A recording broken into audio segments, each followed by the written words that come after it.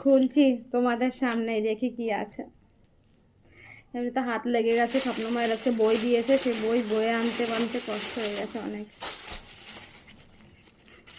কে দিয়ে গেল কি জানি।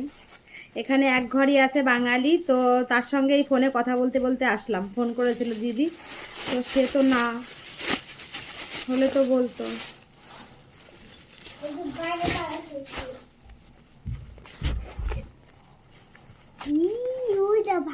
ও দেখো ভাকরি রুটি, দেখো চালের আটা দিয়ে রুটি বানানো।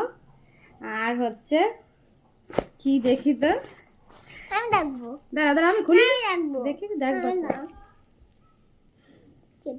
সবজি মারাঠিদের হাতের রান্না, দেখো এই দেখো।